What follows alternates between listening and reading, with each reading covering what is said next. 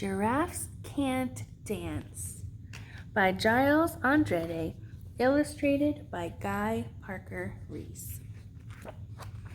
Gerald was a tall giraffe whose neck was long and slim, but his knees were awfully crooked and his legs were rather thin. He was very good at standing still and munching shoots off trees, but when he tried to run around, he buckled at the knees. Now, every year in Africa, they hold the jungle dance where every single animal turns up to skip and prance. And this year, when the day arrived, poor Gerald felt so sad because when it came to dancing, he was really very bad. The warthogs started waltzing, and the rhinos rock and rolled. The lions danced a tango that was elegant and bold. The chimps all did a cha-cha with a very Latin feel, and 8 baboons then teamed up for a splendid Scottish reel. Gerald swallowed bravely as he walked toward the floor, but the lions saw him coming, and they soon began to roar. You look at clumsy Gerald, all the animals all sneered.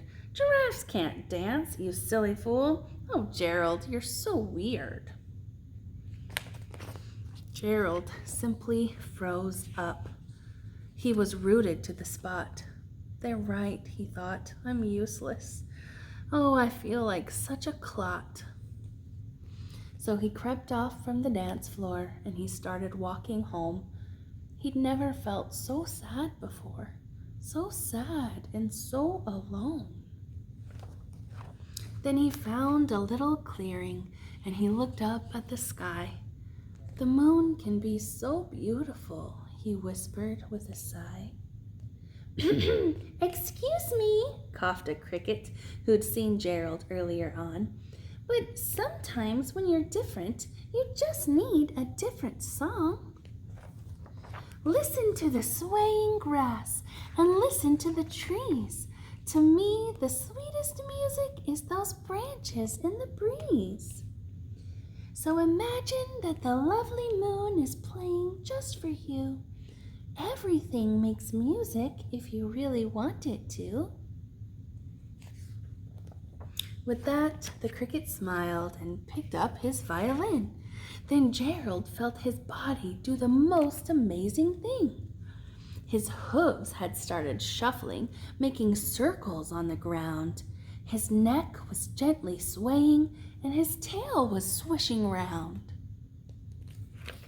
He threw his arms out sideways, and he swung them everywhere. Then he did a backward somersault and leapt up in the air. Gerald felt so wonderful. His mouth was open wide. I am dancing. Yes, I am dancing. I am dancing, Gerald cried. Then one by one, each animal who'd been there at the dance arrived while Gerald boogied on and watched him, quite entranced. They shouted, "It's a miracle! We must be in a dream. Gerald's the best dancer that we have ever seen." How did you learn to dance like that? Please, Gerald, tell us how. But Gerald simply twirled around and finished with a bow. Then he raised his head and looked up at the moon and stars above.